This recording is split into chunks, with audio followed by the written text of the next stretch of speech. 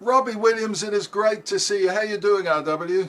RW, it's always good to see and hear from you, mate. I'm good. I'm good. How are you? I'm great. You look terrific. Hey, look, I'm sure you're well aware of this fact, mate, but you have sold more number one albums. Robbie, I know you know this, but I just want to remind you because it's amazing. You've had more number one albums in the UK than the Beatles and everybody else. How incredible is that? Yeah, I was going to say, because everybody made such a big deal about the Beatles, and that is amazing. But I beat everyone else in history too. So thank you for ending that statement. Look, it's mental. It's way too big to comprehend, and what I've done has been the equivalent of stretching an elastic band from Stoke-on-Trent to the moon with my career. And somehow it feels as though, I don't deserve it because there are some shelves in the local Tesco's in Stoke-on-Trent that have been left unstocked because that's where I should be. But listen, I'll take it. This is where I find myself. It's incredible. Absolutely incredible. I guess we say the Beatles because they are regarded as the greatest band ever, and they were holding the record of 15 number one albums until you came along with Britpop and made it 16. What an achievement.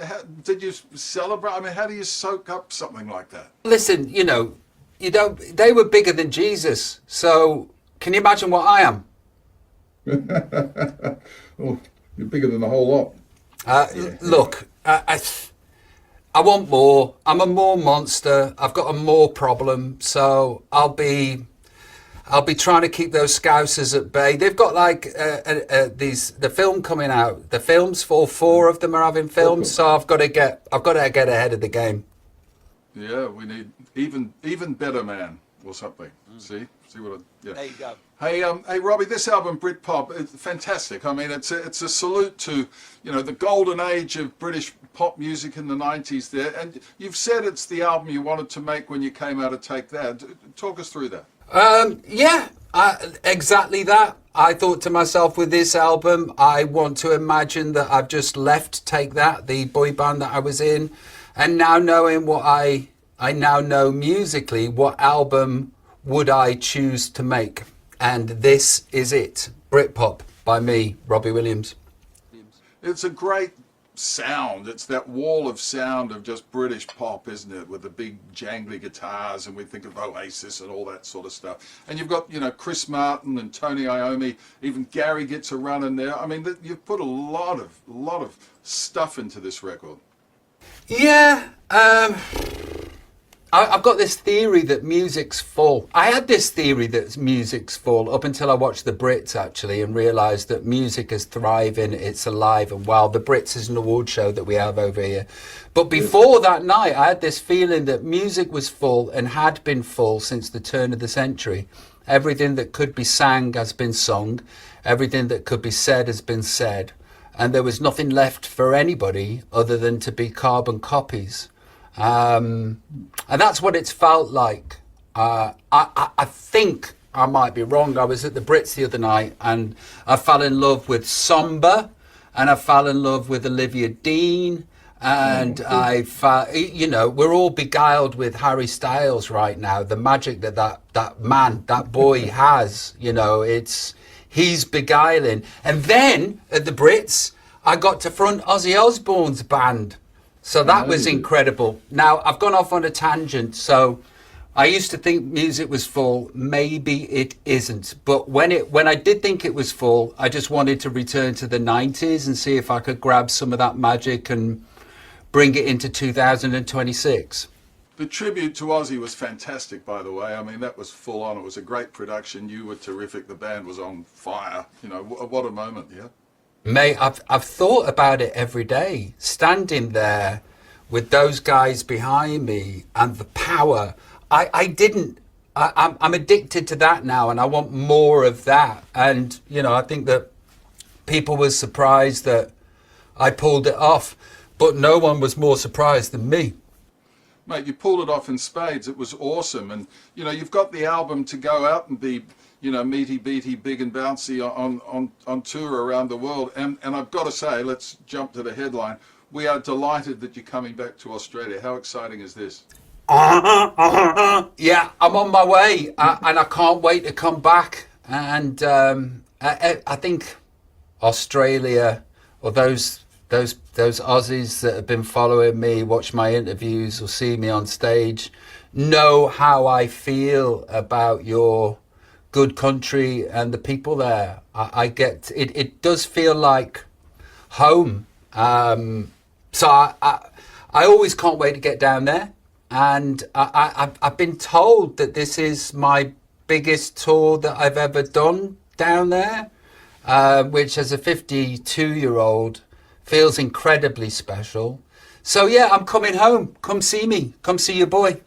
We intend to do that. Yeah, it's going to be a big tour, and I'm sure there'll be like added shows and all that stuff. But playing stadiums around the country, as you did. I mean, it's great. That's a lot of people, and it's a real sense of occasion, isn't it, when you get in front of a huge crowd like that?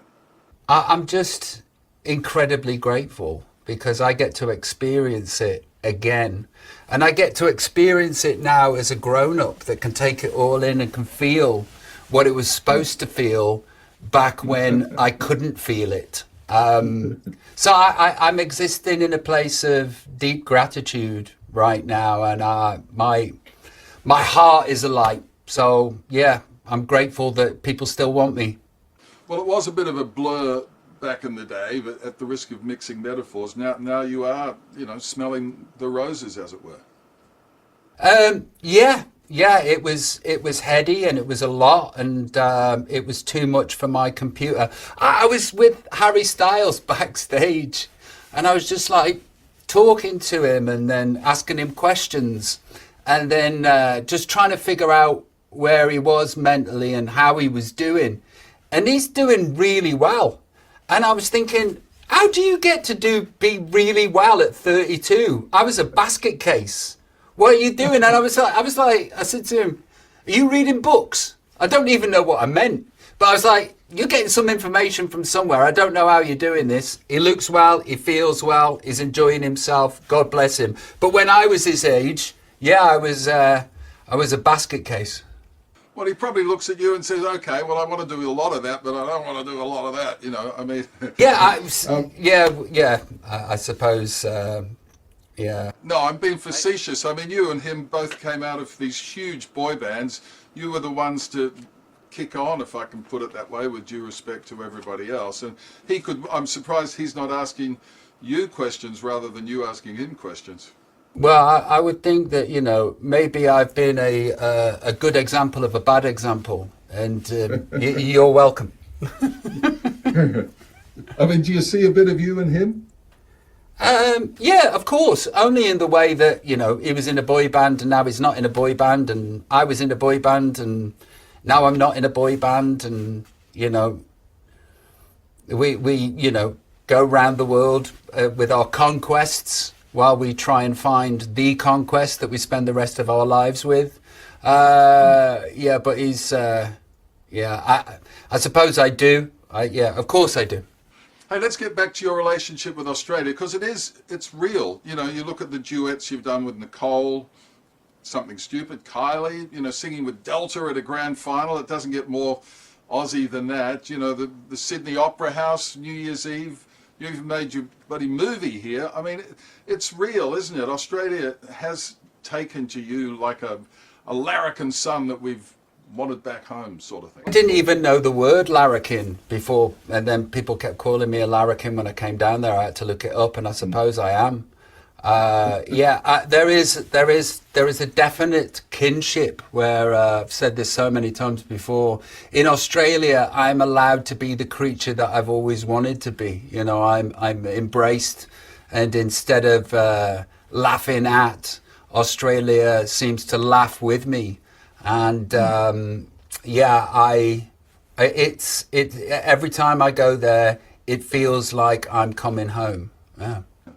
I think Aussies have got a good bullshit detector. We like it when it's real and genuine and warts and all, and you kind of embody all of that, don't you? Mate, it's it's a breath of fresh air when I come down there and I do award shows, because award shows everywhere on the planet, the UK too, and especially in America, the level of bullshit and the level of inauthenticity is striking. And then when you come to Australia, it's the polar opposite, and that's just a reflection of you as a people. There are no airs and graces. There seems to be a huge lack of delusion about your place on the planet, who you are, who and what you know you are. And I think there is a comfort in that too, because, you know, as the years have progressed, I feel as though I know who I am. I feel as though I've looked into my dark corners or looked into my blind spots and found myself.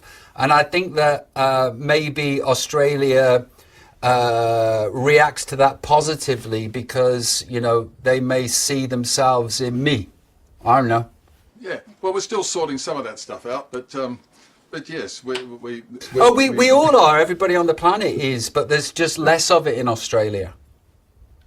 Rob, speaking of the Aussie connection, I got a bit of a surprise for you. Yeah, I know what this will mean to you. Wow. Huh? Did they sell that Port down there? Vale. Yeah. Because you've got an Aussie bloody.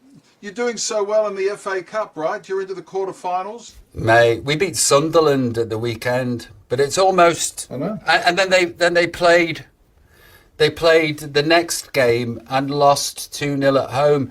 So the FA Cup was almost passive aggressive. Yeah, you've got an Aussie goalkeeper. Our Socceroo goalkeeper, Joe Gauchi, is your goalie, right? Yeah, absolutely. Look, Port Vale have never been in the top division for 150 years. And this is interesting because, that this is the team that I've chosen, or, it chose me. But the other thing is that I was looking up to see how Carlton were doing. And I know there's only been one game.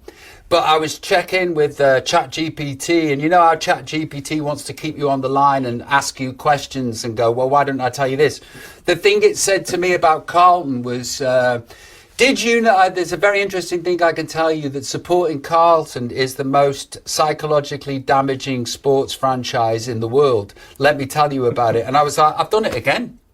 There's like Port Vale and Carlton. The Swannies smashed them the other day. It was fantastic. Hey, back to Port Vale, because we've got a lady in here whose husband, Jack Harrison, actually sponsors Joe Gauchi. No way. And she brought in this for us, and she's part of your family. Oh well, thank you very much. And a big fan, a big long life fan of Take That and Robbie. Where are you from? Belfast. Well, it's very nice, and it feels lovely to be linked to you. And Did you ever think, because you were a Take That fan, so back in the day you must have known that I was a Port Vale fan. You mustn't have thought that you would be linked so heavily this many years later. I've married into it. You've married into somebody that's a Port Vale fan? Yeah, it's my husband. Wow, what's his name? Jack Harrison. Jack, God bless you, mate. Long suffering, as I. And his grandfather and great-grandfather were signed for the Vale at one point. Oh, no way. No way. Well, listen, send in my regards, my commiserations, and my love. Yeah, and will you say hi to Rex and Monty, our boys, because they're big Vale fans as well. Hi, Rex and Monty. This is the president of Port Vale's Football Club speaking right now, Robbie Williams, and I'm sending my best. Up the Vale. Up the Vale. King of Vale Park, ladies and gentlemen. Thank you, sweetheart. You. Beautiful. How about that, Rob? See, RW's bringing the world together as we do.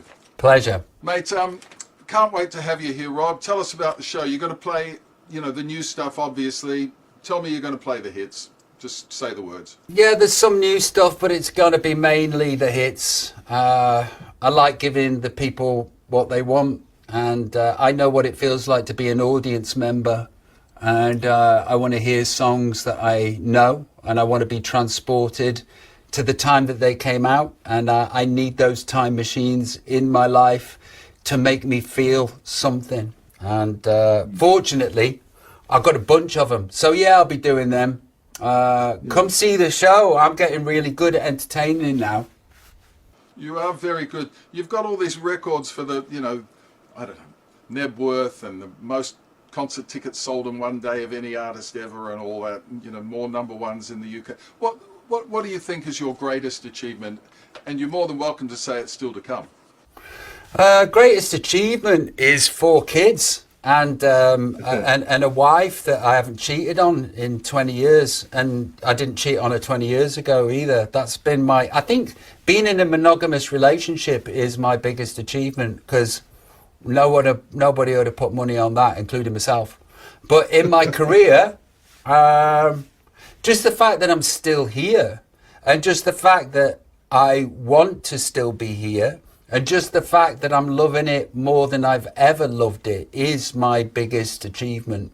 Beautiful, mate. Beautiful. Well, I'll never know the reasons why we love you like we do, but we love you here, Robbie Williams. That's Vale's theme song, right? That's Vale's theme song, right? Yeah. The reason why I love you like I do, that's the wonder of you, in my Stoke-on-Trent, in my Stoke accent. Beautiful. Robbie Williams, thank you very much indeed, mate. We love you. See you soon.